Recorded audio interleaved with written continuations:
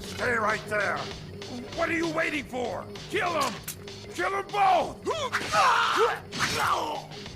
No, wait a minute. Is it money you're after? I'll give you as much as you want. May the saints forgive you, because I won't.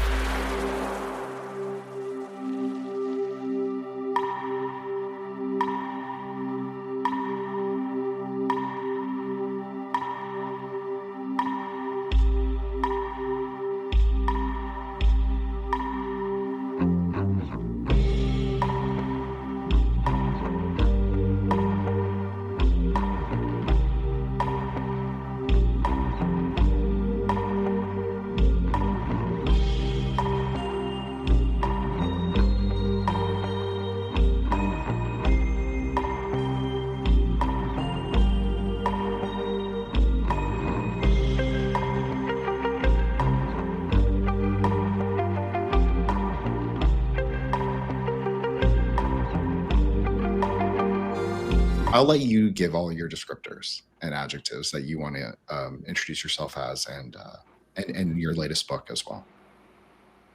Sure. So my name is Toby Chappell. I am an author, a semiotician, an aspiring linguist.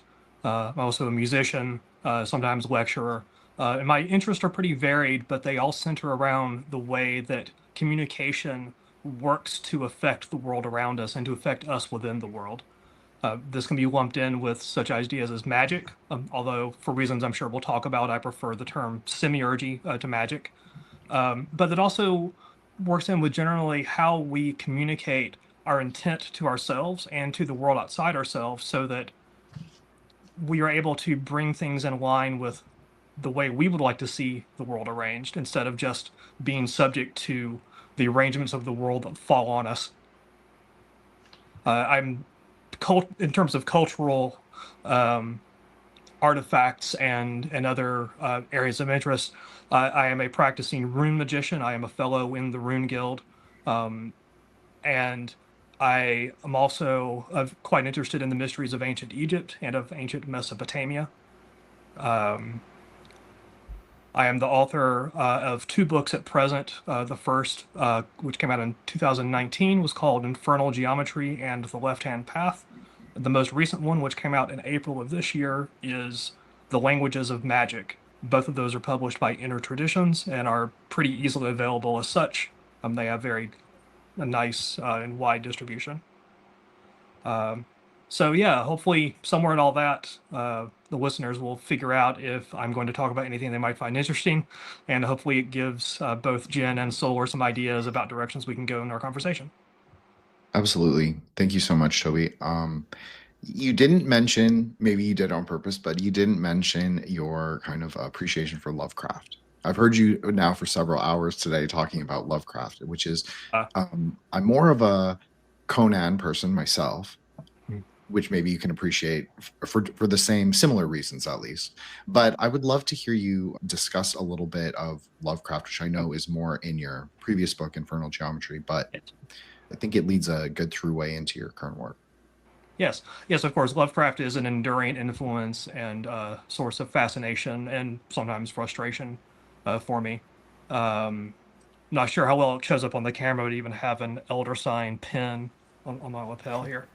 But yes, it's one of those things that kind of pervades a lot of the work that I do. And what I mean by that, because that's an interesting thing to say about someone like Lovecraft, who was a very materialist, atheistic, cause and effect, the laws of physics determine everything type person. Now, a couple things that I find interesting about Lovecraft are, one, the way that he uses his dreams. So many of Lovecraft's stories either are about dreaming in some way, or they have roots in his own dreams. And he was a prolific letter writer and would often describe his dreams to his correspondents, some of whom later became famous authors in their own right. And you can see in some of his letters, you can see the roots of later stories, where it's like he starts off with a description of what was in his dream and he sort of takes it a little further. Now, what I think becomes very interesting about that is, for someone who had such a materialist outlook on the universe, he was very in tune with his own psyche and his own dreamlands, that he saw them as having a reality of their own. Not in the sense that it's somewhere that you can necessarily go in a physical sense, but certainly in the sense that they had effects on him. He speaks often of having dreams that either frightened him or opened his eyes to new ways of looking at certain problems, and of course led to certain fictions. But also the introspective part of it, because within Lovecraft's stories, whenever you read about the character Randolph Carter, that is Lovecraft. That's him projected into his own stories. And so many of his dreamland stories are directly related to Randolph Carter as a character in consequence to himself. So he had this idea that he could take his dreams and he could make something new out of them. They opened up possibilities that weren't there in the waking world, where he had a very rigid materialist conception of how things worked. But he had this shadow world where he could explore things in a much more unfettered way, where some of the things that he would even write negatively about, like magic and religion, could then take on a reality of their own. And this is kind of a weird paradox with Lovecraft, and it's something that a lot of people have not been able to resolve within him. They want him to be one or the other. And I think this is also the roots of things where you can take some elements of Lovecraft, even though he was highly dismissive of magic himself, and turn it into actual magical practices by using his pantheon, his symbolism, his ways that he describes the workings of magic. For example, using strange angles in the environment to enter into other realms and to pass into different times and so forth. So there's lots of bright things there for use for the magician that has their eye open. But it's also even beyond that, just because certainly I don't think that the utility of an author is the only thing that matters. Just in terms of just his writing style and his storytelling style, I find something very unique there. So many people have tried to sort of copy Lovecraft in a way, and like it always sounds like a copy. The best authors are ones that are influenced by Lovecraft, that take his work and put their own spin on it. People like Thomas Ligotti, Don Webb, etc. Instead of trying to copy it, because you can't copy the master, you can only imitate him. But the best way you can repay any master in any art is to take their art as a stepping stone toward finding your own voice within it. It's interesting that you kind of go right to that tension there in his work and thought, where his dreams and kind of like the inner sort of world of his psyche is not given any sort of ontological grounding at all in his own sort of self-conception, right? Beyond maybe something that can be mined for, I mean, not to be reductive, but sort of like interesting trifles, right? That he can then like extract and sort of weave into these wonderful weird tales, right? And that has an interesting sort of almost like opposite resonance with this idea for us in the sort of magical post-chaos magic world of belief as a malleable tool in and of itself, right? And so like in terms of us trying to sort of position ourselves and sort of present the right orientation towards metafictions like this, like what's the sort of minimum unit of belief, or not necessarily belief, but sort of attitude towards plausibility or workability that we should or that we could approach these things with in order to actually have sort of evocative and transformative magical experiences with them, while fully acknowledging their sort of origin as, you know, works of fiction, etc. Sure. Well, a lot of my philosophical outlook, at least in terms of what would be considered kind of mainstream philosophy, comes from the American school called Pragmatism, where there's an emphasis on the practical differences that our conceptions actually make.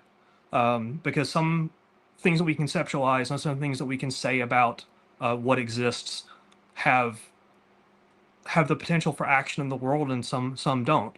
And if you focus on what are the practical effects of any belief that we work with, that helps to. It doesn't mean that you should shun the belief if there is no practical effect, but what it does allow you to do is to find the most effective beliefs that will in turn affect your own action within the world. And so I think with Lovecraft, in terms of that kind of what's the minimum there, I think it's what parts of Lovecraft can reorient your own understanding in ways that you find beneficial. For example, earlier I mentioned his idea of strange angles, the idea of the wall or the corner that's not quite straight. That there's something off, there's something wrong about it, there's something unstable about it. Because we instinctively know that if something that should be upright is leaning, that might be a problem, that maybe we should be careful around that. So it kind of plays on some deep things in our perceptual awareness, especially our visual awareness, but also just our sense, our sense of ourselves within our environment as well. And so for that, you could take that little nugget and you could work with that and go, okay, well, how, if I were to make something practical out of that, what would I do? Well, you can take that in terms of whether this has a positive effect or a negative effect on someone that experiences the same phenomena. For example, this is what Anton Lavey called his law of the trapezoid. The idea that certain environments that are off kilter or wrong in some way, visually, structurally, etc., wrong in some way, have one effect on people that are aware of this, and people that are attuned to it, they have a different effect on people that are unaware of it. And the idea that if you are okay with things being a little bit off, with things being a little bit off kilter, with things being a bit uncertain, with things being maybe even a bit dangerous, you're going to have one reaction to an environment that someone that is very much, afraid to confront the unknown will then instinctively shun such an environment. This has lots of implications. You can use this as part of, you can use it for like practical, obvious stuff like designing a haunted house, but you can also use it in terms of magical work, in terms of orienting people's perceptions in certain ways. You can also use it in terms of simply how to create an environment that is beneficial or is inspirational to you that maybe someone else wouldn't find. For example, about 7 or 8 years ago at this point, I lived in a very old building in Atlanta, Georgia, and it was built like sometime around the first decade of the 20th century. And what I loved about this place was in my particular apartment in it, there wasn't a single square door frame in the entire apartment. It was all a little bit to the side. There are interesting wear patterns, a lot of stuff you would expect from a 100-year-old building, right? At one level, the intellectual level, you look at this and say, okay, oh yeah, it's just an old building that's settled in weird ways. Maybe this should have been maintained better, whatever. But from a sort of a magical perspective, if you will, I found it very inspirational because it was very much a reminder that not everything has to be perfect, but it's also you'd have things like if you had a door closed and you had a light on in the other room and the light was off in the room you were in, you would see little slivers of light come through beneath the door or in the door frame that you would not normally expect. So you were constantly confronted with this, wait a minute, something's weird. Like you catch it out of the corner of your eye, you don't even notice it half the time. And so I just found this very kind of beneficial. So it's one of those, you create an environment that stimulates you. So there's lots of different areas you can go with that, just from this one little trope, honestly, in Lovecraft's work, where he's describing without describing. He talks about non-Euclidean angles in the environment and never really expands on what he means by that. He's wanting the readers to sort of fill in what their reaction is to that instead. So taking just that one little idea and you can expand it in all these different ways that you can make something out of it. And because it has practical effects you can do with that. Whereas he may have some other description where, I don't know, he may describe some particular creature encountered as purple, and it's like, well, that's unless you have some particular affinity or dislike for the color purple, that's not really going to do anything for you, right? So it doesn't really have any practical effect. It just has something that's it's just a bare descriptor. But something more open-ended, like this idea of the strange angles, you can now use your own creativity, your own inspiration to run with that and make things out of it that help, literally in my description there, open doors to things you not thought of before. That's wonderful. It also speaks to a sort of like possible alternate way forward with respect to to sort of embedded contingencies, such as our sort of like, and again, I know it's not actually reptile brain, but just as a euphemism, the way our sort of like reptile brain processes those askew angles, right? Because on one hand, for an individual seeking liberation and power, you might think, well, I don't want to be bound by the contingencies of processing this visual information in this way, right? This is something that was thrust upon me. I want to sort of annihilate this as a sort of marked point of difference, such that I'm no longer subject to this sort of stimulus response pattern, right?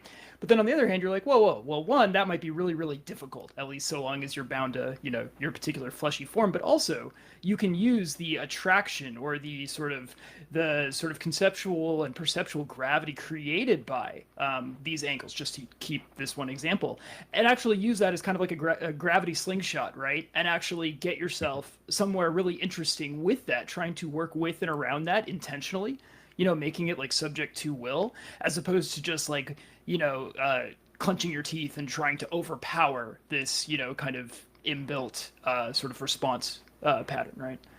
Right. Well, those inbuilt response patterns are still definitely still important.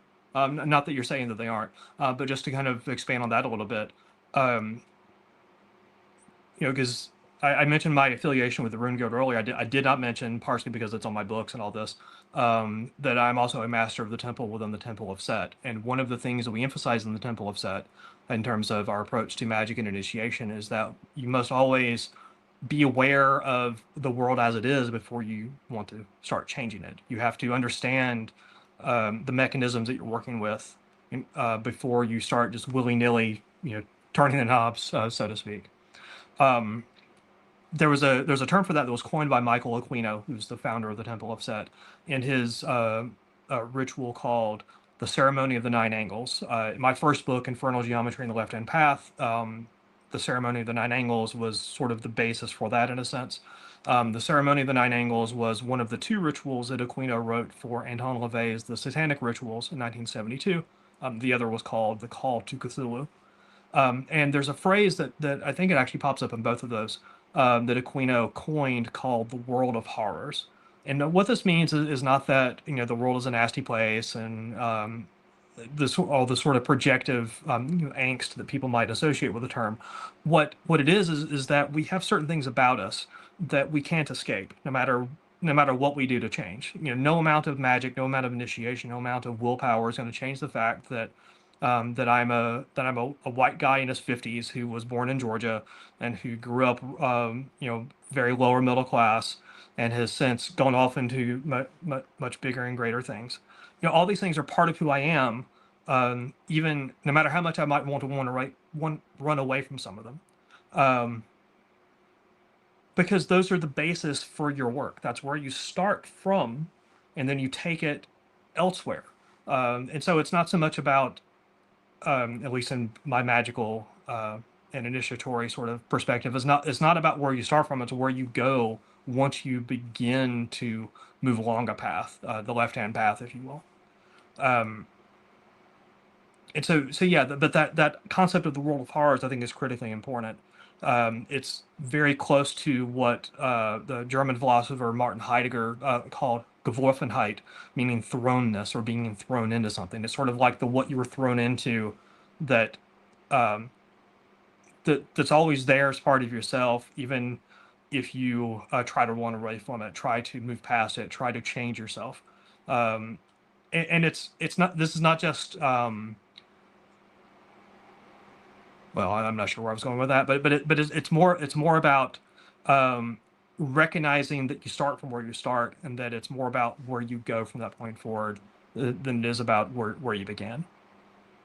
You know, you don't want to deny who you are, even though you can change who you are, but there are certain things about yourself that are not changeable because they're already in the past. They've already happened to you.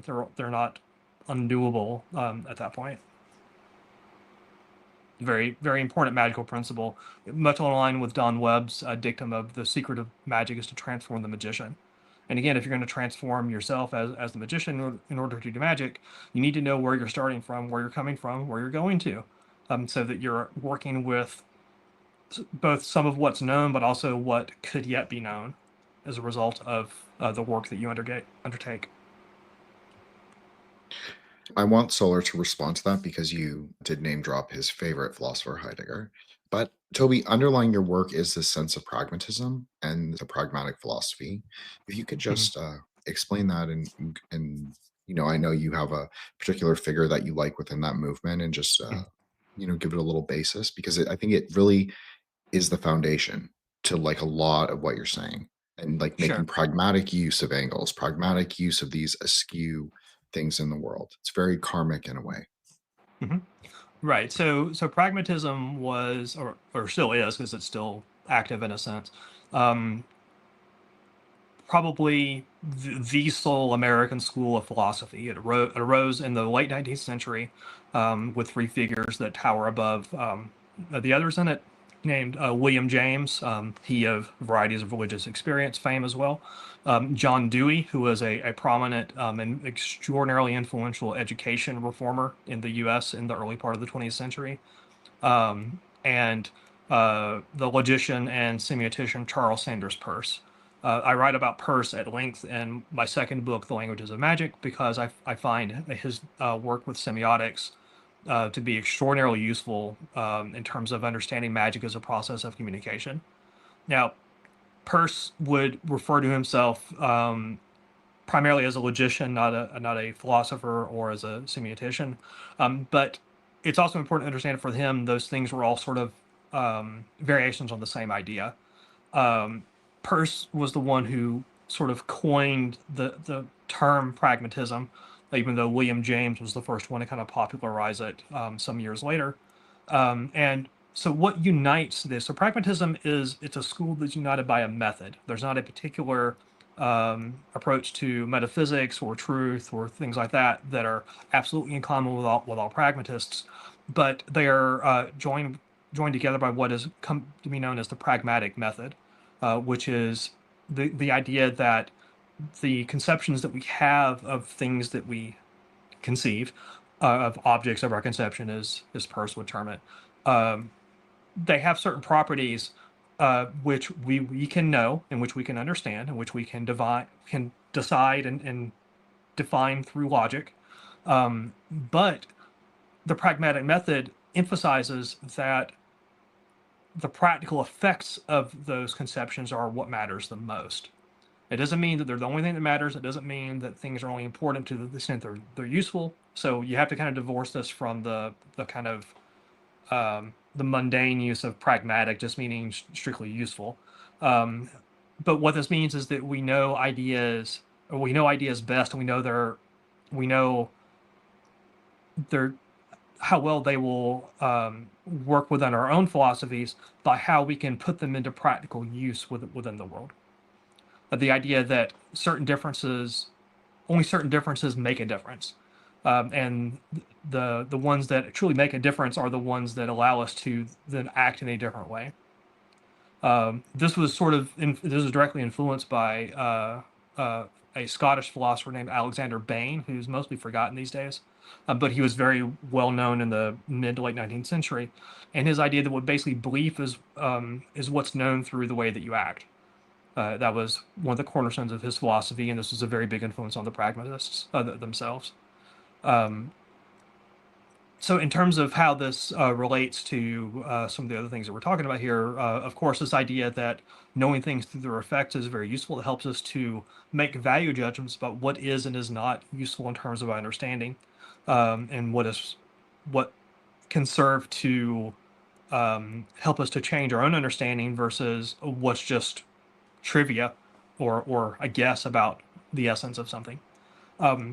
But the way that it's carried forward, for example, into Peirce's semiotics is very helpful as well. Now, semiotics, for those of your listeners who may not be familiar with the term or maybe know the term but don't have a precise definition of it, semiotics is the study of signs. A sign is anything that evokes, refers to, or stands for, or calls to mind something else. This can be like a visual sign, which is probably what most people have in mind when they first hear this. It could also be a linguistic sign, a word or speech act, but it could also be something like a smell or even a thought. Anything that brings to mind something else other than just the thing that triggered the thought is a sign by Peirce's definition. Now, this is a very vast definition, but it's also a very useful definition because it gives us a lot of flexibility in terms of understanding how we know things through the way they represent themselves to us, and how we know what things are in and of themselves, without getting too far into Kant and things like that, which, I mean, I guess we can if you have specific questions on it. But this idea, Peirce specifically in the Pragmatism in general, had this idea that we can know what things really are. We're not prevented from knowing what Kant would call the thing in itself. We can know that through logic. We can know it through extrapolating on the information that we do have in order to make reasonable inferences about what the thing, the object, the thought, or whatever it may be, is in and of itself. Now, the way one can use this in magic is through the trichotomy that Peirce used for describing signs in relation to the things they refer to, and refer to their objects, as he would call it. So we had three kinds of signs there. We have the icon, we have the index, and we have the symbol. An icon is a sign that resembles its object in some way. This could be like a picture or even like a stick figure or something. It could be not necessarily visual, but anything that kind of resembles something in some other way. You have an index which points to the thing it refers to in some way. The sort of the go-to example for this is a footprint. If you walk across in the sand and you see a footprint, then you can infer that, well, at some point there was someone that walked past here and they made the footprint. So the footprint is a sign that's pointing toward the person that made it, even if you don't know who made it or when they made it, because the sign can be divorced from the current time and place, but it is referring in some way to a physical thing that happened. But then there's the one that gets really interesting, which is the symbol. Now, a symbol is a sign that the only relation it has to its object is by convention, meaning that the sign refers to this object because we decide that's what it refers to. The words that I'm using now are symbolic signs. The sounds coming out of my mouth have no inherent connection to the thoughts that I'm attempting to convey through them. Because we are all speakers and listeners and readers of the English language, we can use our knowledge of English to map these sounds onto words that we know, and then to map that onto the meaning that we carry for those words. The thing about symbols and symbolic signs is that because that relationship is not fixed, it's not rigid, is that it can be changed. Now, if you think about if you're working some sort of magical work, it doesn't matter which school or technique or whatever that you're approaching it from, you're working with symbols in a sense. Maybe you're doing something with sigil magic, and you're using a sign that you created, a symbolic sign you created that you have decided refers back to your statement of intent. Maybe it's you're using objects such as a bell or a flame or a knife and so forth. Those have certain meaning within the ritual chamber that they don't necessarily have otherwise. And that meaning is arbitrary. You can decide tomorrow that the bell means something else entirely within the context of a ritual. You can also use in terms of the other signs that you bring to bear, because you're probably not just walking in with a bell and a dagger and doing nothing else. You're speaking words, you may be making certain gestures, you're creating images, you're devising thoughts that represent, that you have decided represent your intent in some way. And you are bringing your own meaning to them. If someone else that sees and uses the same things may not bring the same meaning to them. So you can take meaning that is there, that in terms of, everyone that would use the word cat means, has the same sort of association with it.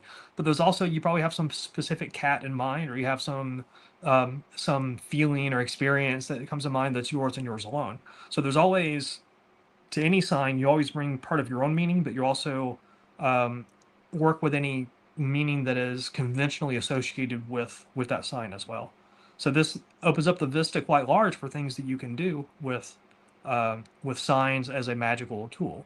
And in fact, I make this point repeatedly in my book, The Languages of Magic, which is about working with signs as part of magic and understanding magic as a process of working with signs.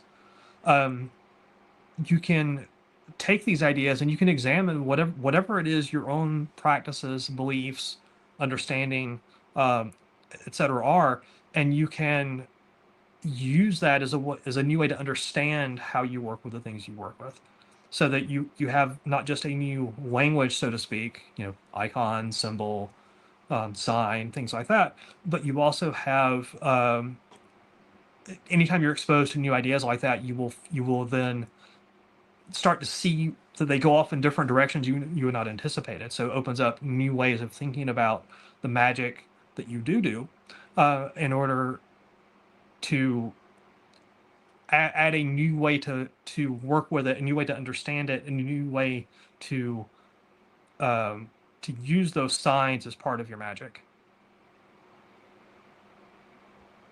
Well, speaking of signs, Toby, I actually had a more fundamental question, but that was an incredible response. But I want to talk about the number 9. And I want you to give us from normie to adept version as much as you can or want to. Just explain like the significance of 9 and why it's such a prominent feature in a lot of left-hand path organizations. Sure. So one quirk about this is that the reason 9 is the number we find interesting in ways which I'll go on to expand on a bit, is because we use a base 10 system. If we used if we used hex, for example, instead of a decimal system, hexadecimal system, we would, 15 would be the magical number, and so forth, or the equivalent of 15 in hexadecimal. So what does all this mean? Why does this 9 matter? So the 9 has in our base 10 system has a peculiar property. No matter what number you multiply 9 by, and you come up with a new number at that point, the sum of the digits in that new number will always be divisible by 9. In other words, it always returns to itself. It doubles back on itself. So, for example, 9 times 2 is 18. 8 plus 1 is 9. 9 times 8 is 72. 7 plus 2 is 9, and so forth. And this holds regardless of what number you multiply 9 by, because it's like I said, it's a byproduct of our numbering system, and it's a byproduct of any numbering system that would have the same properties on the number that is one less than the base for that system. Now, in terms of 9 as a number that's significant in sort of magical contexts, there have been various hints about this going back as far as, for example, to Pythagoras. The Pythagoreans had a very interesting and well-developed number mysticism, where they looked at the numbers 1 through 10, and you would see where they would talk about not just the number 1, the number 2, the number 3, but they would talk about oneness, two-ness, threeness, and so forth. The monad, the dyad, the triad, and so forth. All the way up to 10, which is really kind of both the culmination of the system, but also the beginning of a new cycle. So it was a cyclical thing. Now, the Pythagoreans, as expert mathematicians for their day, would have been well aware of this property of 9 as well, and may have even encoded it in some mysterious ways into some of their own work. What few things they left behind, mainly through the person of Plato, who certainly was familiar with, if not studied within their school, and expanded on their ideas in some interesting ways. In terms of when you get up to, say, the medieval era, well, really the early modern era in a sense, you have people like Giordano, Bruno, Ramon Lull, and people like that, who began to feature 9 angular figures within their artwork, that they refer to explicitly as enneagrams, which we'll come back to in a moment. What specific significance they gave to 9 is not entirely clear, but with the way, but given how symbolic their systems were, and these were also men who were scientists, they were mathematicians, they were logicians, they were true polymaths, as any thinker worth their salt had to be in that time frame. to be considered a great thinker. And so it seems pretty certain that there was some significance that they held for 9, even if they didn't really come out and say very much about it explicitly. It may have been some part of some mouth to ear teaching or so forth. Now, when you get to the early 20th century, you have the figure of G.I. Gurdjieff. And Gurdjieff is way too fascinating of a figure for me to cover in any way approaching justice in our format here. But I will suffice to say for now that Gurdjieff was an extraordinarily influential teacher. He was from the country of Georgia originally, and quite likely spent some time as a spy in the service of the Tsar, and various other strange adventures about which you'll never get the full truth about them, because he was always continually reinventing his past as well. But suffice it to say, he came into various secrets and teachings, Sufi teachings, his things that he brought from the East, because he did spend time in Nepal, probably during the time that he was a spy for the Tsar, etc., and had this grand synthesis of a system where he taught that the most important thing to strive for is to be awake. The fact that we are by and large asleep, and that we must first understand this, but that we must then seek to become awake. Now, he was, in terms of esoteric teaching, if that's a very sort of common trope, but of course he's also onto something physiologically, because we know that approximately 90 to 95% of our thought is really automatic in a sense. We couldn't get through the day otherwise if we had to really think about everything that we did. We have to have some automatic things. But the point is that we end up being awake more often than far less often than we realize, because we are so lulled by routine, by the things we don't have to think about, by being creatures of habit, and sometimes being slaves to those habits. But what Gurdjieff has to do with all this 9 business is Gurdjieff used the symbol called the Enneagram. I don't have it on a book. Actually, as a matter of fact, I do. One moment, and I hope there's actually a good picture of this in the Webb book.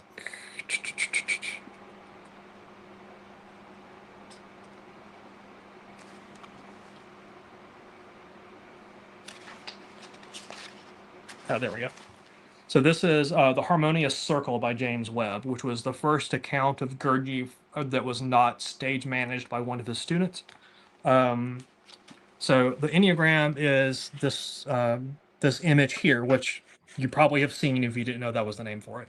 So this has 9 points. It's not a 9-pointed star because it's not a regular figure, but it has 9 points.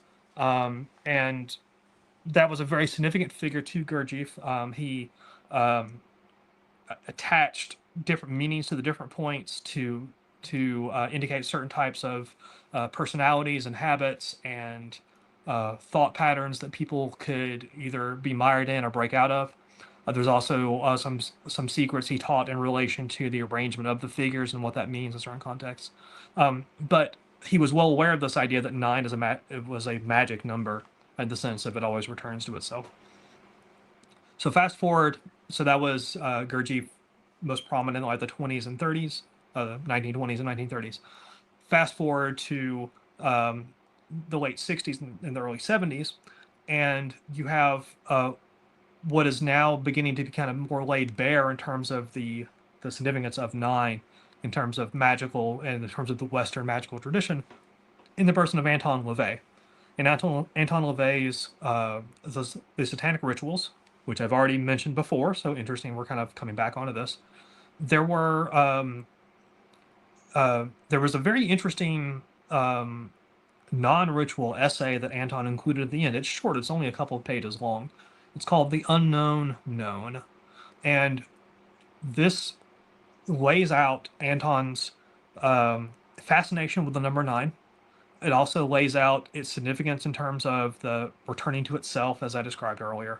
But it also lays it out as being a sort of a cornerstone of his system, where he saw what he referred to as, actually, I'm not sure if he referred to it as a specific name, but he would often use a figure that was the trapezoid combined with a pentagram, which you will also see on the cover of my book, which I should have brought with me to show.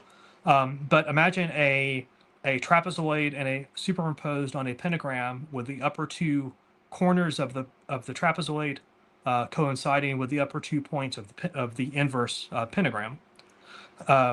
This is a figure which was later to become known as the 9 angles, or as we call them in the temple, the Yankee Rose, for reasons I will not go into here. So this 9-pointed figure was something that Anton just found visually interesting. It embodied his law of the trapezoid, which I mentioned earlier, and of course it has the pentagram, which was a symbol of the Church of Satan. But what this means in a magical context was later expanded on, in part influenced by that essay I mentioned called The Unknown Known. The other thing beyond the 9 parts that Anton writes about there is that how things go in cycles, that things that are touched by the minds of people tend to go in cycles keyed to 9 years, where you can see certain trends coming in and out of focus. You can see certain ideas that reemerge as if they're new. And this plays into, there was an idea from Gurdjieff that he was very fond of called the octave, the idea that things repeat. And again, goes back to things like Nietzsche and the Eternal Return. Gurdjieff was certainly influenced by Nietzsche a little bit as well. But this idea that there are cycles and that the things touched by minds of people flow in cycles that seem to be key to these 9-year occurrences.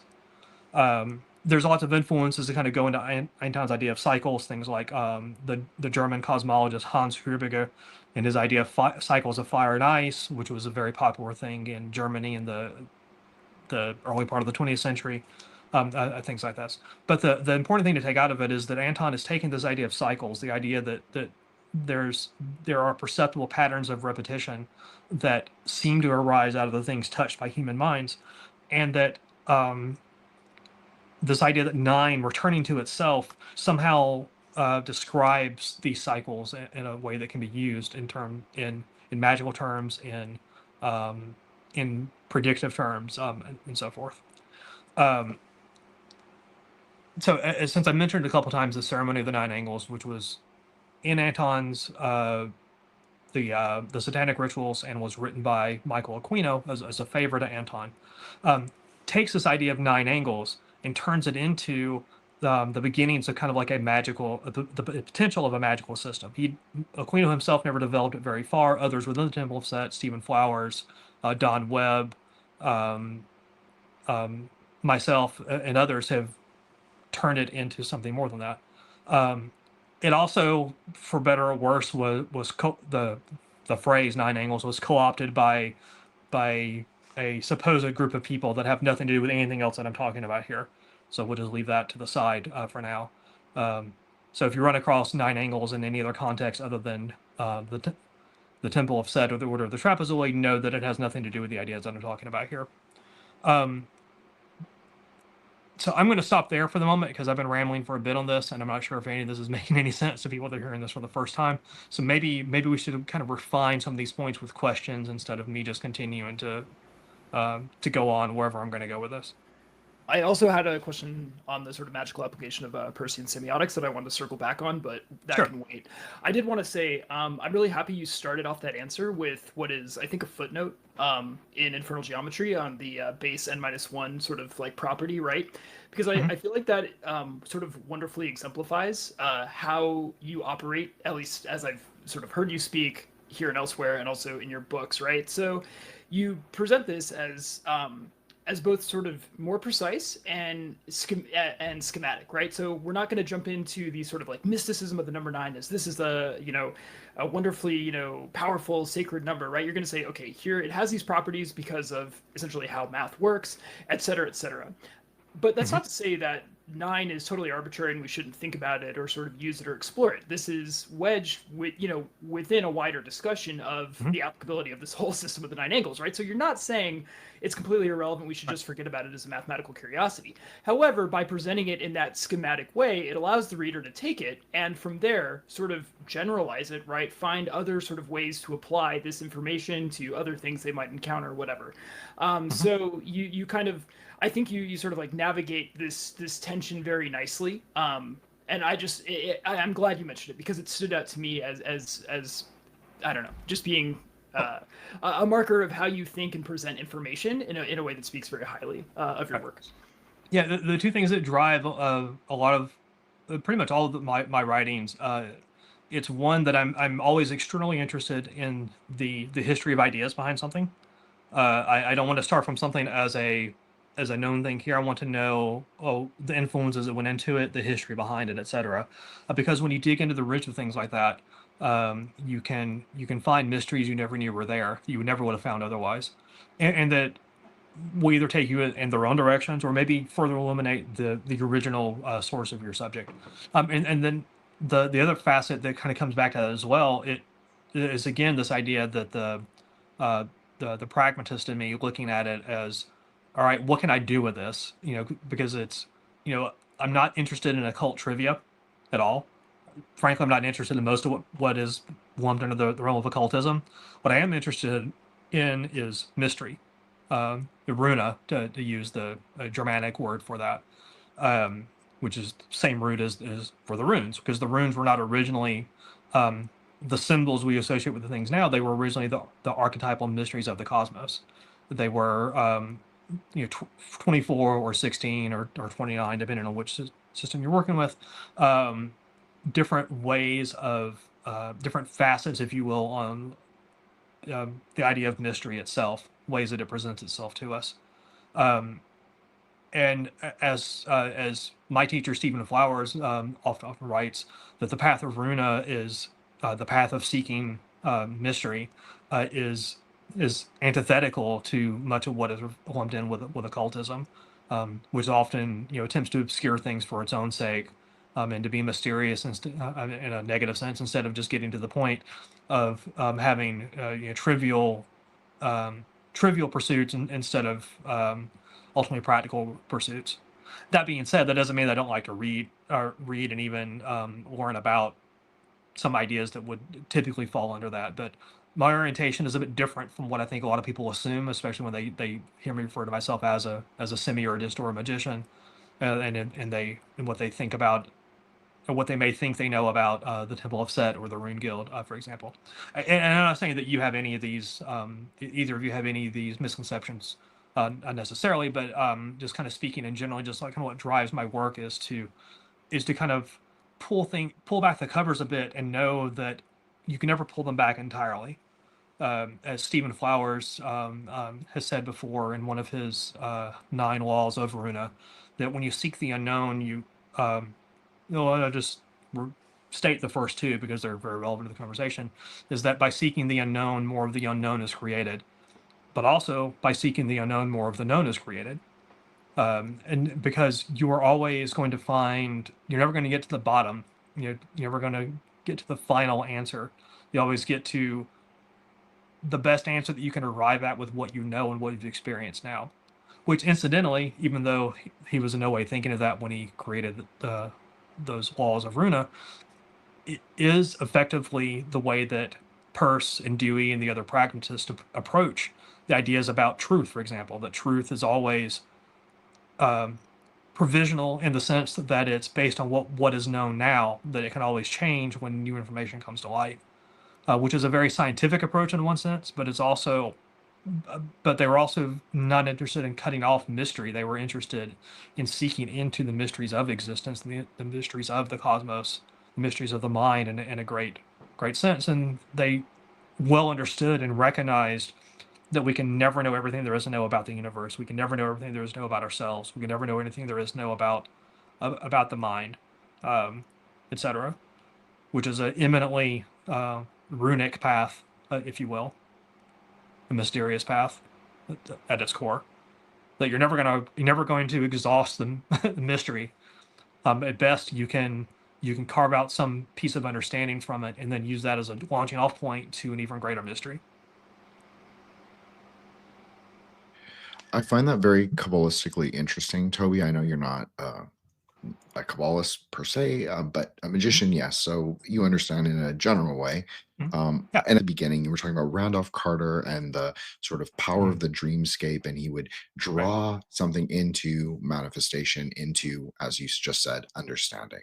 So I just think that there's something really metaphysically interesting, because I've spoken about placing, you could say, archetypal names into the Sephra, and I always found for me, this might be a mistake, Toby, to think of it is as I've always found a certain archetypal names, particularly the Germanic deity preferences, you could say, or deity names, coming from that Sephra of Hokmah. That's just my opinion, but I just find it very interesting. And I also was reading some of your book right before we recorded, and you were talking about drawing from the mist, in particular in regards to runes, or like how there's, like you were saying, drawing from the mystery.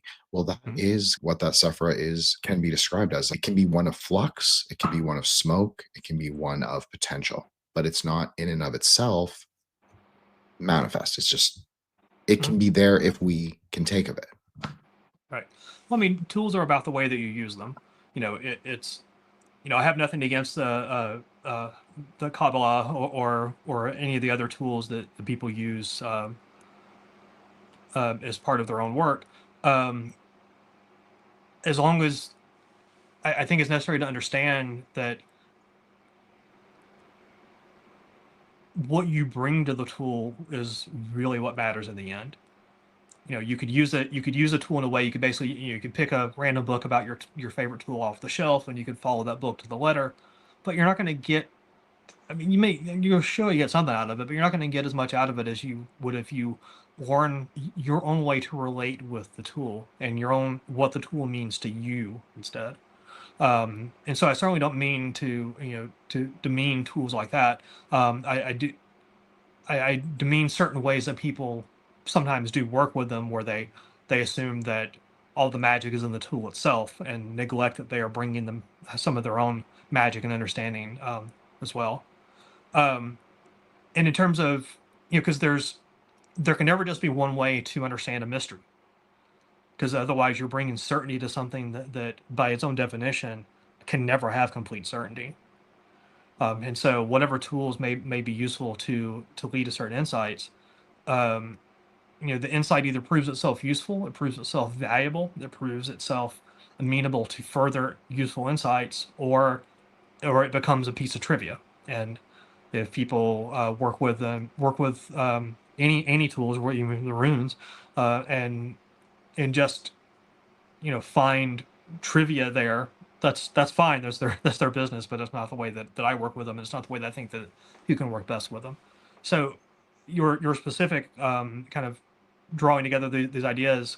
Now, keep in mind, the development of the Kabbalah, that it is very much influenced by other ideas that were floating around in the West, from the medieval period onward. So there's always going to be a lot of kind of bleed over with tools. The idea that you have like some system somewhere that is completely in isolation and is not contaminated in any way by another system is complete hogwash. Because that's not how humans work. That's not how people work. Even a basic introductory class in anthropology will dispel any notion of that. Because cultural, everything's a remix. Culture is always encountering other cultures, and it's always encountering other ways of looking at the human experience, other ways of categorizing it, other ways of promoting it or shunning it. And the same applies to magical tools as well. Something like the runes, for example. We associate the runes with the Northern Germanic peoples.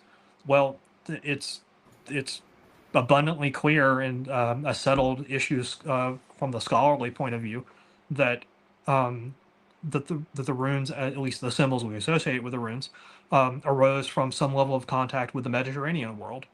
I think the current leading theory is that they're related to one of the Etruscan scripts, most likely, but even there, it's still provisional based on best evidence.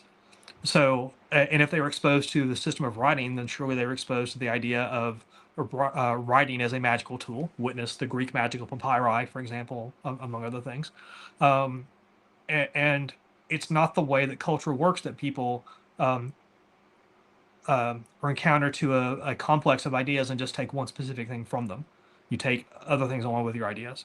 So all this is to say is that, sure, from the strict sort of academic perspective, would someone accept the association that you suggest? Like, probably not. But that's not the only measure of meaning. The measure of meaning is, does it produce meaningful information for yourself, and is it something that you can communicate?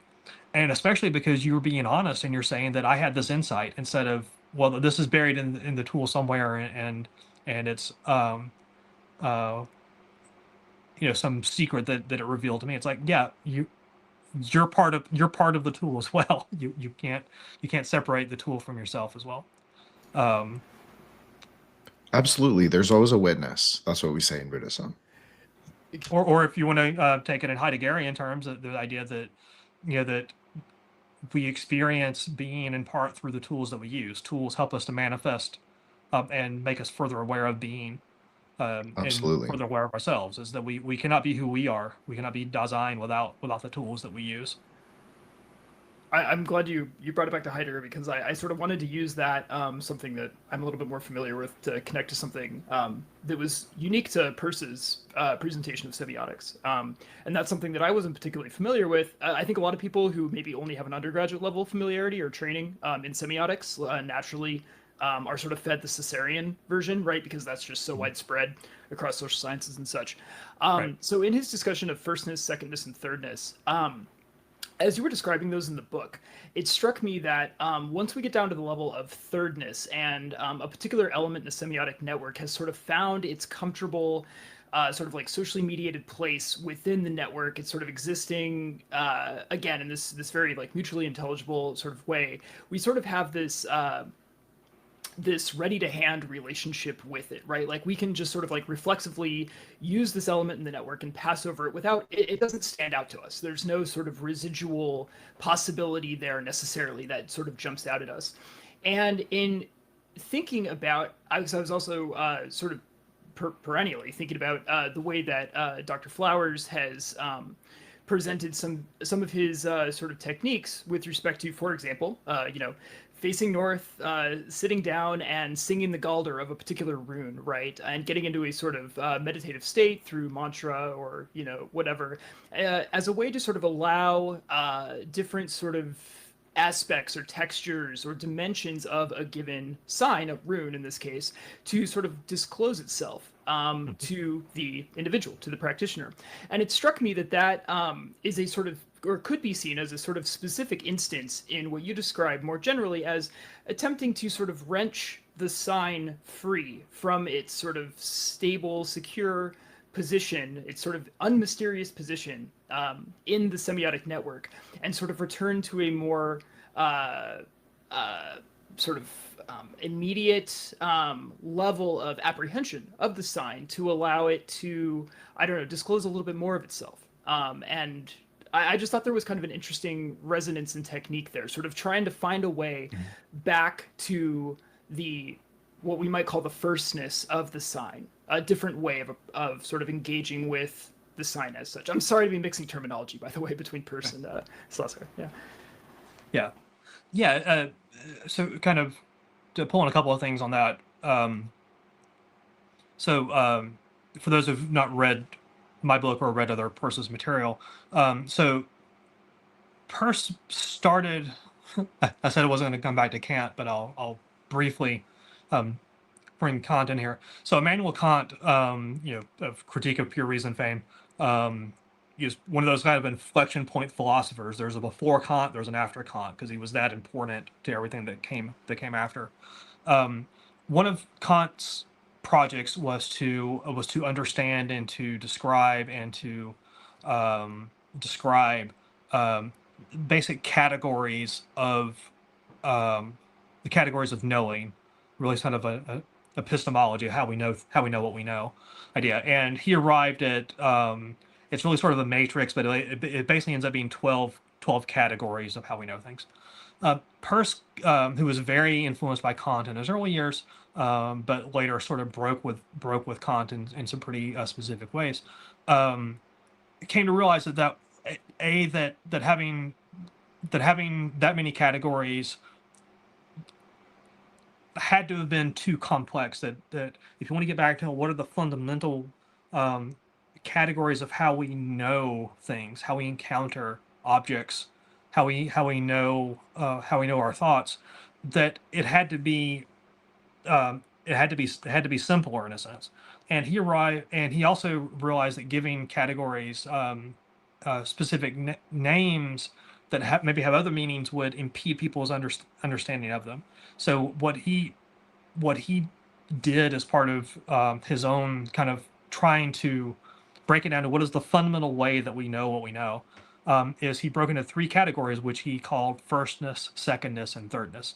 And he didn't just arbitrarily decide it has to be 3, although you see lots of groupings of 3 in Peirce's material. It was he who logically develops how they work. So what he termed firstness is the encounter. When we encounter some idea, we encounter a sign, we encounter some object, some thought, person. Now we don't know what it is yet. We just know, oh, wait a minute, there's a thing. So it's kind of like that initial awareness that there's something else there's something to be known. But because we don't know anything about that yet, other than that it exists, it's a unity in a sense. It's one thing, using the generic sense, until we know that it's something other than just, until we know what it might be. So his category of secondness is when we recognize that there's a space between us and the thing that we encounter, whether it's an idea, whether it's an object, whether it's a person, whether it's a thought, a sign, etc., and that we now conceive of the difference between us. I am this, that is that. So at that point, we can now deal with facts about what the thing is. Like, oh well, I heard a sound. Okay, well, it's sound. Until I begin to determine what might that sound have been. It could be any sound. Now, when I was like, oh wait, that sounds like I don't know, like something falling in one of my cabinets. Then you go, oh, okay, it's probably that. Now I know some fact about it. I know some way to approach it that is not just able to differentiate it from all the things that it could be, down to like, okay, it may be the specific thing. And then thirdness is the category that that occurs when you now either have the firm conception of what it is. Use our stupid cabinet example. It's now I've gone to verify, oh wait, yeah, I see the plate that fell down because I didn't put it on the rack just right. You've gone from conjecture to understanding at that point.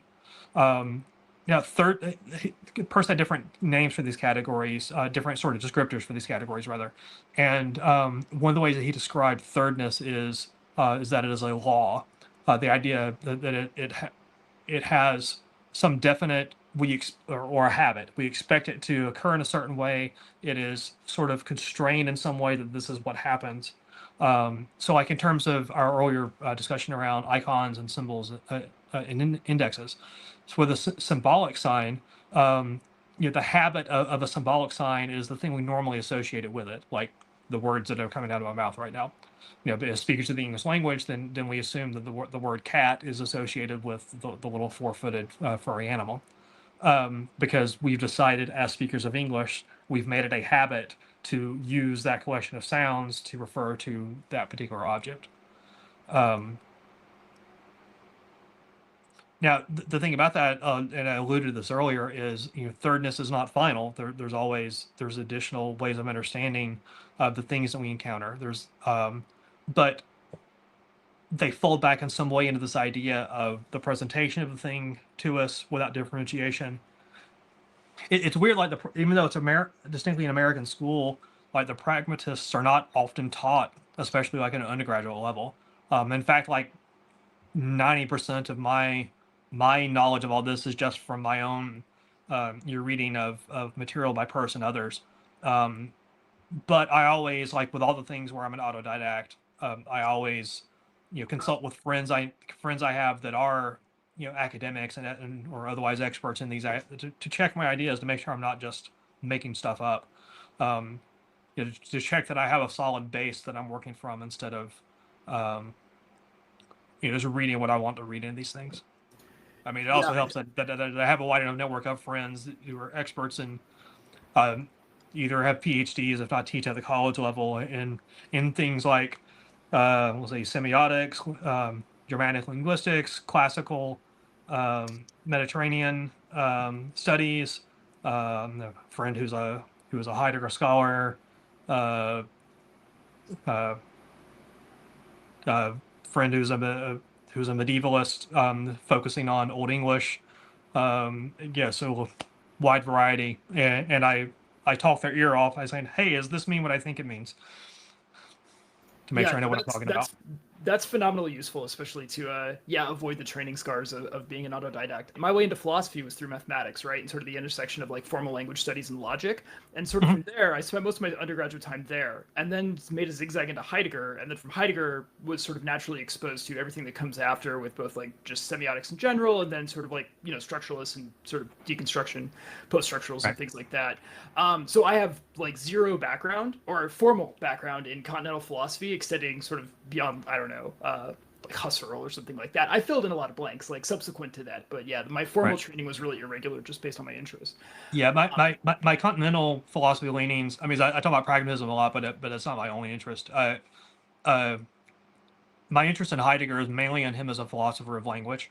Although, I mean, I know that his philosophy was larger than that, so it's important to get context as well. So I do read some of his other stuff, but really the ones that I pay more attention to, Fichte, especially among the German idealists, and then among newer people, Deleuze and Baudrillard, and Derrida to an extent as well.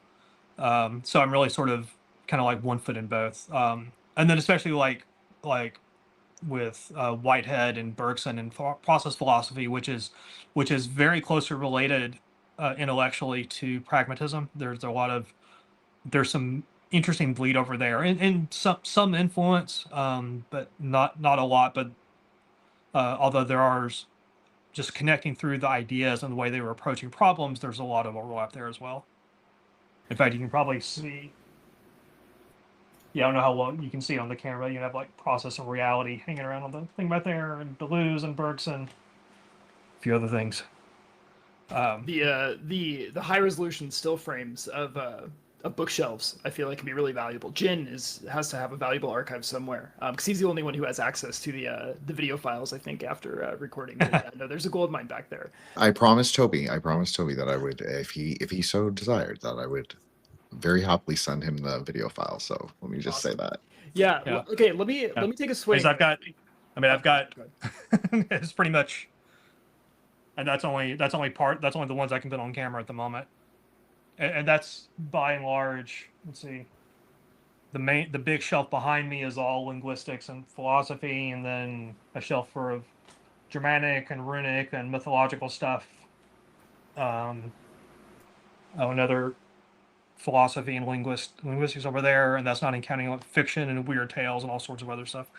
Yeah.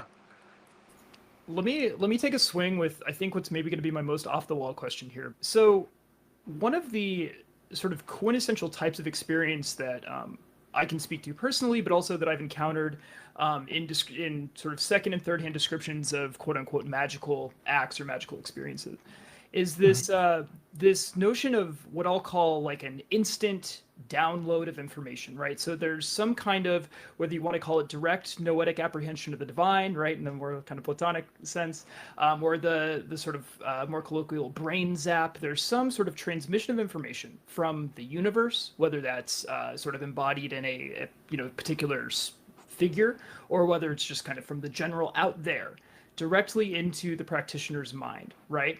And I wanted to ask you about this specifically because it's, in one sense, it's sort of outside of language in that it's distinctly, this is not the word Runa being whispered to Dr. Flowers like in an audible way, right? It's sort of direct to mind. So there isn't that sort of spoken or heard perceived element of it. But of course, it's not non-linguistic in that it's still understandable. It's still comprehensible and thus exists kind of within some kind of conceptual framework that can be, pieced together, right? It's not just a burst of, sort of divine energy or something like that, right? And I've been encountering this more and more just in sort of, like reading accounts and then, in my own kind of experiences. And just if you had anything to something like that, because you're the language and magic guy, what's going on with that? What's going on with transmissions we pick up on, so to speak, as people might describe them. Well, language is part of how we relate to the world around us. We can't even really conceive of how to interact with the world without the language of thought as part of it. Now, one of the things that's interesting about human language, there's a lot of the interesting about human language, but one thing in particular I find interesting and relevant to this is at the time in human development, the development of an individual human, when we're picking up language, we're learning our native language or languages. This is not coincidentally at the same time, the same age, when we are learning how to interact with the world in a more general sense. We're learning to reach out and touch things. We're learning the value of touch. We're learning to see more than just, the image of our caregiver. We're beginning to want to explore on our own. So because now we're becoming mobile, we're learning to crawl, if not walk, around the same time that we're picking up a language. And so it all becomes very, very tied in a deep way to how we interact with the world, learning how to get the world to do things and get people within the world to do things, whether it's learn how to walk across the room and pick up an object that I want to have instead of have someone bring it to me. But it's also learning how to get what we want through the spoken word. I learn how to say, if I say the right words, then mama gives me a piece of candy. That's a very powerful thing in the development of a toddler. And this sticks with us. It becomes where we can't tease it apart. We can't pull it apart to separate language from the other ways that we know the world, whether it's through physical senses or whether it's through the way that we think about the products of our physical senses, the way we interact with the world in a phenomenal way. This is something you discussed on the Hermetic podcast, Toby, as like to quote one of our co-hosts on another project that we do, Solar and I both, Matt Murrah. He often talks about the world of causes. So I actually wrote this down as something to kind of interrogate you about, so to speak, and ask if, like, your thoughts on it and sort of your perspectival relationship with that. Right. Yeah. Yeah, I find the world of causes to be an interesting phrase. Everything we do as part of interacting with the world is experimental in nature. We may have the idea that, well, if I reach out and touch the screen like I've done 100 times, it's going to behave in the same way, but we don't actually know until we actually do it. And so there's very much, but we're also creatures of habit, and that habit extends to the way that we think about things, the way we think about the world. It's not just habits like, the way that our behaviors we normally think of as habits. Habits are also part of our thoughts. When our thoughts become so conventionalized about some particular thing that we can cause it to be rigid, or we can no longer be flexible about what we think that thought means. And we have to keep an eye out for that. We have to watch for that so that we don't lose our ability to take in new information, our ability to interact with the world, interact with our thoughts about the world in new and different ways. But that experimental nature is part of how we experience those causes within the world and create inferences what those causes may mean, but also what those causes, whether those causes will continue. Because not every cause is repeatable. You know, if I have like a heavy object and I drop it, you know, that's going to be pretty repeatable. That as long as I'm standing on Earth, it's going to be pretty repeatable that I drop the thing and it falls. But if for example, you know, I have like a glass on the table beside me here. If I turn around too fast, I could accidentally knock it off. If I turn around too fast, I could miss it sometime. I don't know till I do it which one's going to happen. Yeah, so there's an experimental nature about it that I have to find, and we do this 100 times a day without thinking about it, because we're all kind of testing, is that button gonna do what I think it does? But we're also kind of experimenting at the same time to see if it really is going to behave.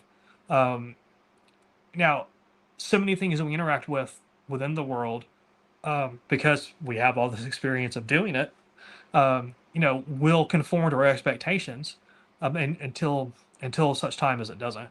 And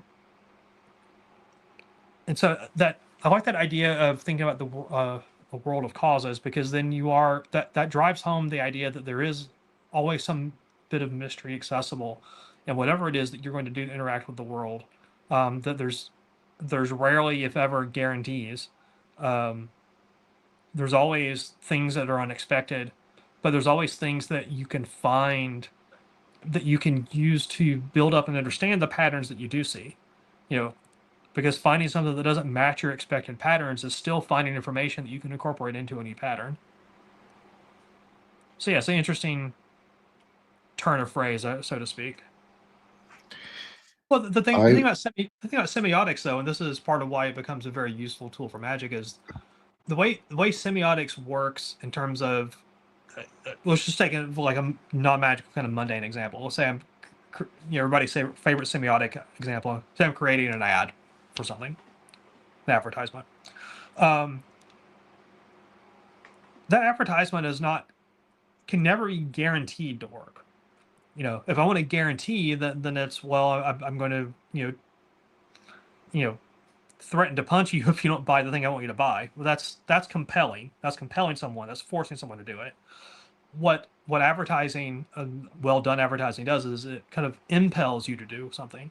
It plants the idea in a way that's desirable to you. It connects it with other symbols that you find beneficial, enjoyable, useful, etc., and kind of almost becomes like it's along for the ride on these other ideas. The French semiotician Roland Barthes, in his book Mythologies, was an absolute expert at this kind of stuff. He wrote many books about semiotics, where he would pull apart things in popular culture, from like soap commercials to pro wrestling to whatever, and talk about the messages that are here, the messages that are on the surface, which the message on the surface isn't the one you need to worry about. It's the message that's kind of like packaged along with it that you need. That's where the real persuasive aspects of semiotics is coming in from. It's what other signs can you put among expected or desirable signs that bring along your intent as well. And from that point of view, it's not cause based, because causes usually applies that there is something repeatable about it, that it's some level of certainty about that when this thing happens that it will cause this other thing to happen.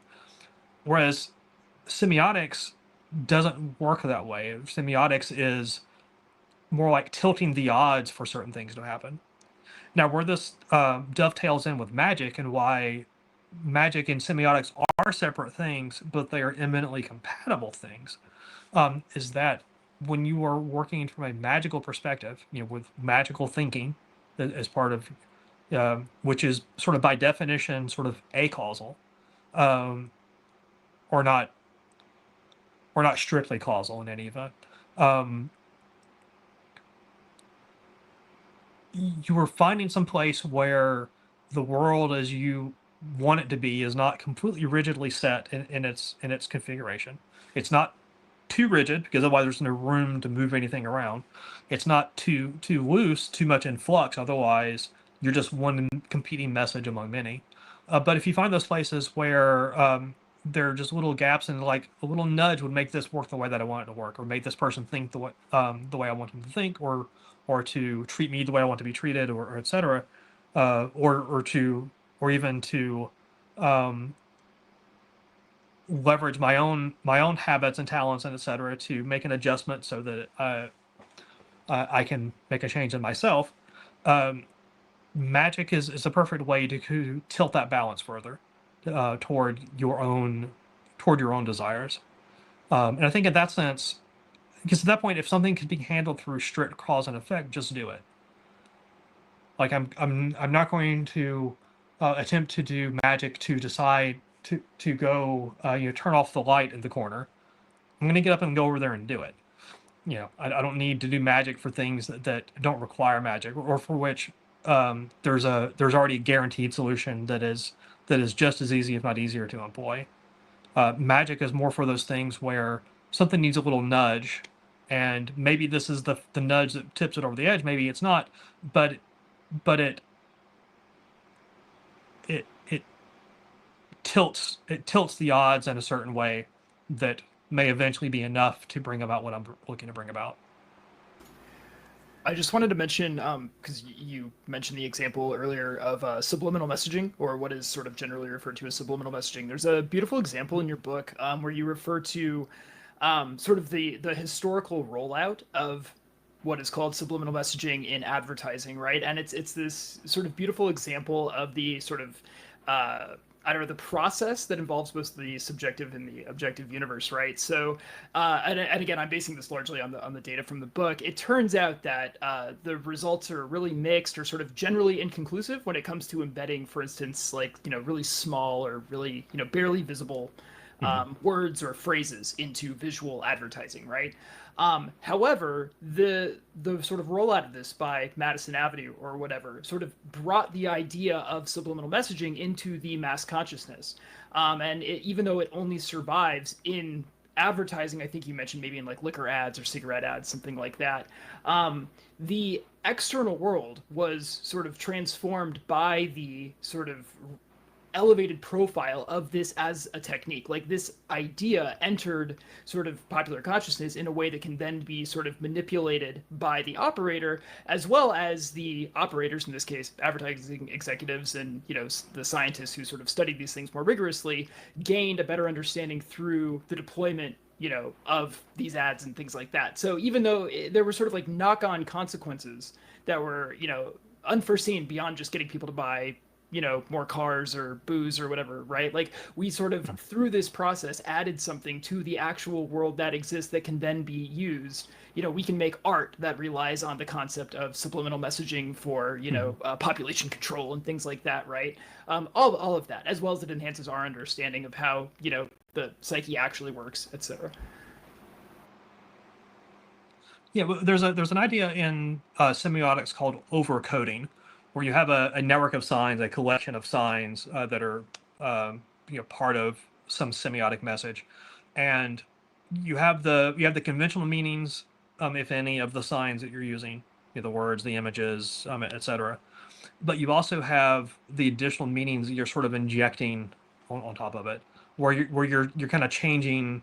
It's like, well, okay, this word means this, but I'm also using it to mean this thing in addition. And a lot of what people sometimes lump in as subliminal messaging is along those lines, where there's the kind of additional messages that are there on top of or within the messages that are on the surface. And that was part of Roland Barthes' genius, was seeing how pervasive this is, seeing that semiology, as he called it, because he was not working with a Peircean view of semiotics. He was working with a more Saussurean, where you have the signifier and the signified as the two parts of the sign. But where he was seeing that he could use these everyday relatable things to educate people on. It's like, hey, look, you need to know this is being used against you, even if the people doing it are not aware of this is what they're doing. But also to kind of turn the tables on, like, and now you know what to do it yourself for things that are within your own area of influence. Because understanding how magic-like things are being used against you is part of, how you can kind of protect yourself, so that you can kind of, you see how the trick is done, basically. Use a more traditional kind of magical example. And that's very useful as well, because not only do you sort of know how you understand, oh wait, this is what they're trying to do with this message, and so now, which is stopping to think about the message is exactly what they don't want you to do. They want you to just kind of accept the message and its sort of little side messages as they are, instead of thinking about it.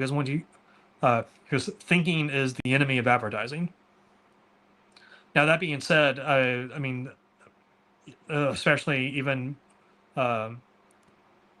ultra modern advertising these days is very adept at short-circuiting those things that cause you to stop and think. Even for the easiest person to fool is the person that's convinced that they're too smart to be fooled. I mean, that's true not just in advertising, but in many things. So many victims of like con artists are people that were convinced they're too smart to be conned. Because that's exactly, and a smart con artist or smart advertiser or whatever, what have you, will pick up on that and then knows how to exploit that too. Yeah, I mean, you're talking to two millennials, right? Who our generation, I think, more than any other, at least in recent memory, is sort of defined by a sort of ambiguous, ironic detachment and an ironic distance from our consumption of, let's say, like pop culture material and just how we please, I'm right in the heart of Gen X. We have the monopoly on irony and sarcasm. So. Yes, well, for you. Well, it's interesting though that you were saying that, Toby, because and Solar, because Don Webb wrote a really great outro, I guess, afterward for your book, and he talks about this exact phenomena, but in a very Don Webb way, he posits that what came first, the suggestion that advertising has these currents, we'll call them, or angles, or is it the idea implanted in our minds? And that is what binds us to the suggest that it can actually create reality. We make that real because we believe it, basically. So very fascinating, I think. Yeah, well, I mean, and Don was a very big influence on my approach to this.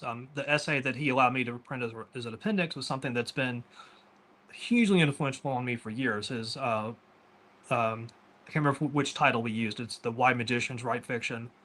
It's also known as Fictive Arcanum. It's the same essay, different titles. But that was something, because that dates to, that's at least 20, 25 years old, which you can kind of tell by some of the references he makes in it. But that idea that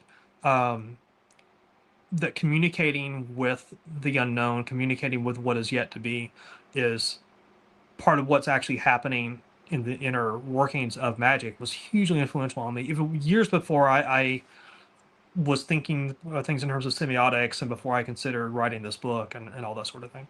And so it was very much a full circle kind of occurrence of him. He suggested to me to use it before I had a chance to ask him about it, which I had planned to do. Which just reinforced that yes, definitely it has to be. Same thing for having Dr. Flowers write the foreword, because his work with in his PhD dissertation back in 1984 called Runes and Magic, he had a chapter talking about the history of anthropological theories of magic, and also the theory of magic that his dissertation was working within, which was which you explicitly refer to as a semiotic theory of magic, was hugely influential on me as well. So having both of these kind of sort of the two people that were kind of the core of some of these ideas in my own thinking, now bookending my own book about it, the book that neither of them ever had the chance to write themselves was a very nice kind of full circle event there. And the Thank fact you. that I know both of them well and continue to work with and learn from them and discuss these ideas with them is hugely important as well. They're magnificent sounding boards for whatever may be on one's mind.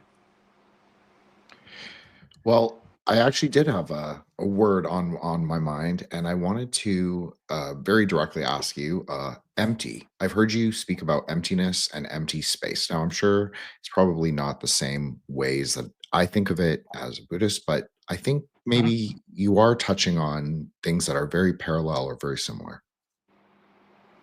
Trying to think what context I would have used that in. I think it was in the context to the word, like how you were saying there's kind of an empty space between that's kind of what the Runa are. There is a kind of grammatical logic, maybe like you were talking about with the bell. Just trying to triangulate, maybe to stack on this question. Another point of reference might be, even though I don't think I've ever heard you use the language of master signifier or null signifier. It's a fairly common idea. Like Zizek makes a lot of use of it in his like Lacanian shtick, where basically the most heavily marked sign in a semiotic web, the one that sort of that's the most load bearing, right? The one that tends to sort of fix and orient all the other signs. So, for instance, class for the Marxist, or race for someone like that, those sort of master signifiers tend to end up hollowed out of meaning. They become sort of empty or null signifiers in that they lose their ability. Yeah, okay. Just maybe as another sort of angle to approach this question. Yeah, for sure. And on that, it's not in the way Peirce writes about it, but modern Peircean semioticians tend to use they refer to as the most salient sign, the one that kind of dominates the network. But yeah, I can kind of see where you guys are going with this.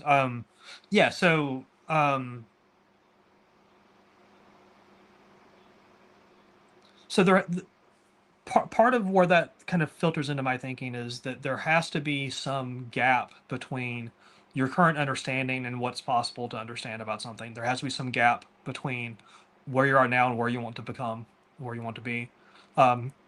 Because if you don't recognize that there is a distance there, then you can't then decide to cross the distance. Without going too deep into Plato, and this pops up again in Heidegger, and this is how he keeps popping up in this. In Plato, he has an idea called the chora, which is like the space into which being is going to manifest, so to speak, which is emptiness in a sense, because it doesn't contain being. It only has conception that is prior to being, until you now fill it with something. You fill it with a concept and understanding, fill it with an idea, fill it with an action, etc. And so when you're looking at the development of your own thoughts and understanding, or even if you can extend this to magic as well, when you are conceiving of what is part of your current understanding, and you have a sense that there's something additional for your understanding to grow into, some additional mystery for you to uncover, to find additional mysteries beyond that. There is that space that has to be filled, that emptiness, if you will. I'm not sure how to kind of squeeze the thought out that's kind of bubbling around right now. We can let it percolate, Toby, and I can ask you my next one if you want. Well, it's also one of those, like, it's hard to talk about in detail, because like you start thinking about nothing. Well, what are your thoughts about nothing? Well, the fact that I'm conceiving it now takes away part of its nothingness, and so what do you do with that? It's also, to the extent that I use that, and occasionally in some of the conversations that we've had here and other podcasts, it's not been anything like a fully developed concept. It's probably just a word that was passing among other words that were more akin to the point I was trying to make at the time. So I'm trying to feel through like okay, if I were to focus on that specifically, where would that go? And it's like, okay, that goes interesting places, but it's going to take a bit to kind of ferret them out into something that's more coherent um, than one part. No, absolutely. You know, I pick those words because I find them interesting just because systemically, like we would use them, or I would use them, or I would, when I read Buddhist texts or when I read Rime texts, like Mhm. a lot of the same ideas, like how are that you are talking about. Like we have a lot of these same conceptual ways of thinking. And I just find it very similar. And I wonder, to go back to something that you said, and I didn't even mention Karl Jaspers and how I think I'm an axialist, maybe. Um, Simply because Dharma describes itself as an axialist religion, right? So it kind of makes sense if you have that shifting yuga framework, which is very tantric as well. So you were talking about like 9-year cycles. Well, this is also interesting from a tantric perspective because there are different kinds of tantric texts that have 7-year cycles, 70-year cycles, 80-year cycles. So it's very text dependent. So your frameworks also have to be very text dependent, and you have to be able to switch between them. And then also sort of, as I was trying to get to, and thank you, Solar, for sort of translating for me or transcribing my thoughts into a more coherent academic framework.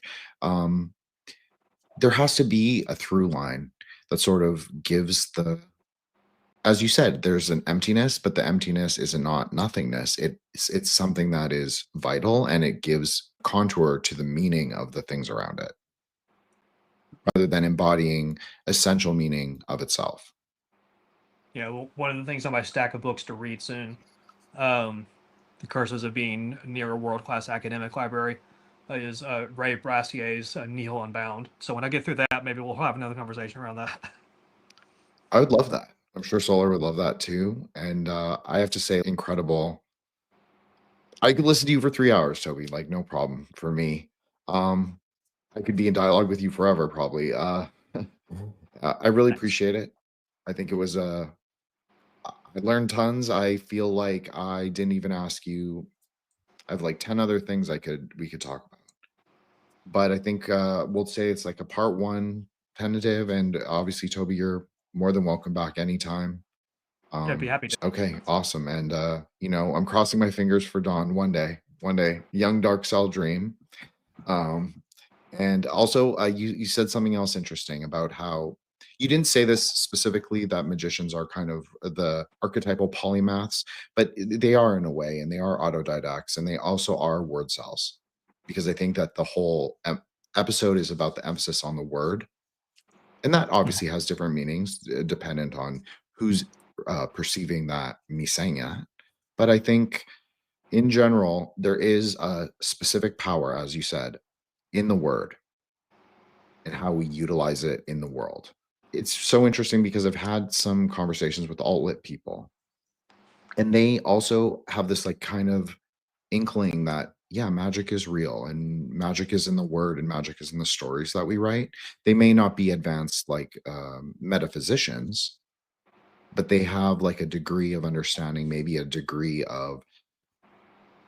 like Lovecraft did. Maybe he could just tap in, and maybe that's really the magic too. Maybe that's also the part of that sort of Droyan, as we would call it in Tibetan, crazy wisdom, that kind of experiential thing that you can't, as you said, you can't quantify it. It's sort of ineffable in its own way. Yeah. Well, I mean, on the idea of the word in the world, one of my favorite passages of modern literature is in Faust Part One, where there's a somewhat famous passage where at this point he's not yet encountered Mephistopheles, although Mephistopheles is kind of hanging around as a black dog trying to get his attention, and Faust is kind of in his seeking any solution to his problem kind of stage. And so he ends up breaking out his Bible, trying to find some wisdom in there, and he opens up to the famous passage at the beginning of the book of John, which in English is usually rendered as "In the beginning was the Word, and the Word was with God, and the Word was God." And he's looking at this, and he's thinking about it, and he's thinking about the ancient Greek, because he knows the ancient Greek, and he's thinking about what logos really means. Now, the thing about logos is it can mean word, but it's not the word that you would use for word in most everyday context, it would normally be lexis, the root of like legislation and lexicography and things like that. Logos is more of kind of like the transcendent, eternal type of word. And he's thinking about this, and he's like, well, but that doesn't connect it to the world anyway. That doesn't give it any way to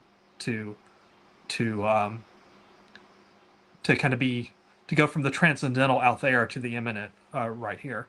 So he's thinking of different ways of translating. He's like, well, okay, how about the word in the beginning was the thought? He's like, okay, that's interesting. That brings it a little closer, but that's still not quite getting down to the action part. Then he thinks, what about in the beginning was the power? Well, if you have certain force of will, that's very attractive, but power still doesn't do anything in and of itself. Power still has to have some way to act in order to have an effect. And then the fourth translation that he arrives at, and the one that he decides is satisfactory, is in the word was the deed, which is taking the culmination of all these and then actually acting within the world as a result. Taking it back to the very beginning of our conversation and connecting in some strange way in other ways, is the normal word that you would use to translate deed in ancient Greek is pragma, which is the root of pragmatism. So, and it brings things back a little bit full circle there. I don't know if you said this on any of the interviews with other people, but you said this on the Rejects episode. Belief is known as a praxis. Yeah, and that's very much in line with Alexander Bain that I mentioned earlier, the Scottish philosopher. Yeah, belief is known for what you do with it. Exactly, 100% agree. And so I'll leave. Solar, do you have any closing remarks before we let Toby outro himself? And I'll obviously include all his links, his books, his website, anything that Toby tells me to put in, I'll definitely put in. And but Solar, if you have any closing question. I'm a greedy guy, so I have a closing question. I have no comments of my own, if you don't mind. And I think it's one that will find some resonance with your audience, Chin. The modern magician finds himself kind of torn between two poles. On one hand, traditional systems offer the allure of mystique and power stretching back to a sort of primordial past, as well as tried and true, air quotes there, methods of attainment, the support of a community, etc. But on the other hand, we live on this side of both chaos magic and the deconstructive turn, right? We live in the sort of post-structural age. If every semiotic net is a series of interrelated arbitrary distinctions, and if everything is principally a matter of interpretation, of what good is any of that traditional stuff, right? What advice would you have for developing magicians trying to locate themselves in our sort of postmodern landscape? No, excellent question. The reason that traditions still matter, traditional approaches to magic, traditional approaches to religion, traditional approaches to philosophy, the reason they still matter is it's easy to say, okay, well, in this, quote, postmodern age, there's no overriding single authority on things, and so I can kind of send my beliefs and my thoughts in any direction I want to go. That is quite free, and takes off sort of the chains, but it makes it harder. It makes it where you have to create the grounding that your ideas and your beliefs and your practices are going to work within. That's where more traditional forms are useful, because they give you something to measure yourself against. They give you something to take as a starting point, instead of just making it up completely yourself as you go. I'm reminded of today we use the term avant-garde. It usually is sort of just a synonym for weird or unique or strange or whatever. But the lesson of what the original avant-garde in art, especially in music, in painting, is very instructive. These were people that went off in very new, never before seen directions, and created new forms and all that. But they were all, and I'm talking like in the early part of the 20th century. People like Schoenberg, for example, the composer. Um, you know, artists like Picasso, etc. They were well schooled in the classical forms. They didn't just start making crazy stuff on their own. They started from a excuse me. They started from a traditional basis, and then they had a good sense of what they were rejecting at that point. They had a good sense of what had really come before versus just what they were creating on their own. And I think that sort of, by analogy, I think that's very useful, especially for philosophy and magic and things like that, is to have a thorough understanding in what the history of ideas were that got you to this point, so that you're not building just on a base of sand, so that you're creating something in response to something else, but through your own genius as well. That was as you mentioned, the post-structuralist philosophers as part of that, was just kind of the period from late 1960s, early 70s onward. This is people like Michel Foucault, Jacques Derrida, Gilles Deleuze, etc. They were very the French system of philosophy at the time was very much in the, you must read this and this and this and this and this, you must know this period, this school, this idea, these things. You had to know all those things. Once you knew them, you could go do your own stuff. And so people that kind of read people like Deleuze and Derrida now, like, oh wow, this is like way different from philosophy as it's normally practiced and written about, and he's obviously going off and making up new ideas and new concepts and all this sort of stuff. But they think, oh well, that's all I have to do. I have to just make up my own ideas. But that misses where those people were coming from. Is they were not post-structuralists in the sense that they rejected structuralism outright. They were post-structuralists in the sense that they were looking beyond it. It's like, what can we build on now that takes away some of the assumptions that we no longer think are valid and replaces it with new ideas about how we can understand the unfathomable vastness of human knowledge and our experience within the universe. And so I think it's very important to have a sense of what has come before, even if you do your own thing, and you should be doing your own thing, even if it's within some traditional system. Because my orientation, of course, is to the left-hand path, which is the path of separation, the path of radical individualism. But it's not to the point of being so radically separate from everything else that I'm refusing to engage with or to work with anything that has already been done in any sense before.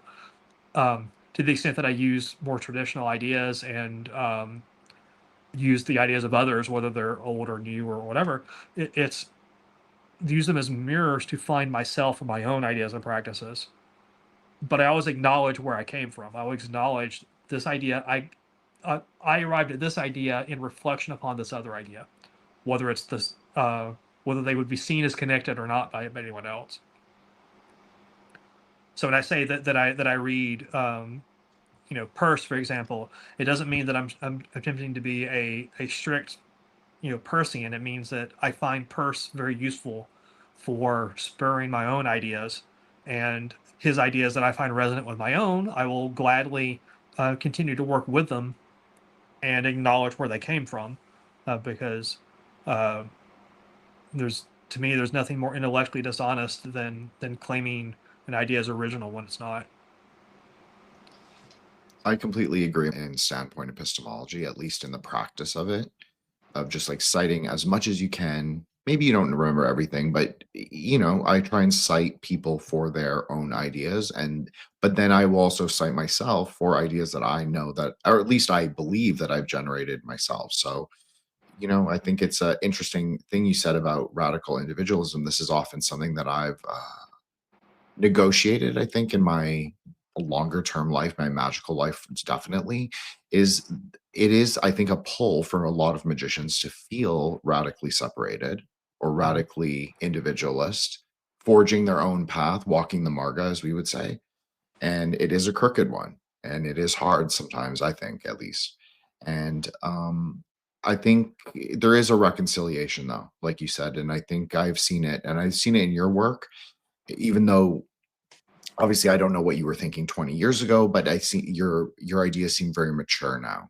Like your writing is very mature and your ideas are mature. And also for Don, I think that's also the same. Like you can, because I can see what he wrote 20 years ago, and then I can see what he wrote more recently. You can see that there is a kind of reconciliation that has happened. So I find that very fascinating and kind of a clear, I don't want to say pill, but it's a clear light tunnel kind of in the blackest flame, you could say. Great, thank you. And thank you, Toby. And please plug your book and your site, and I will include all of that in the show notes if you don't mind. Yeah, no problem. I'll send you an email with that stuff. Awesome. Okay, so everybody check out Toby's books. Amazing. And thank you, Solar, for coming on. And I honestly couldn't be happier. Appreciate it. And Toby, we'll stay in touch. Thank you so much. Appreciate it. Thanks. It's an honor and a privilege. So thank you very much for coming on and speaking with us. Yeah, thanks for having me. It's a great conversation.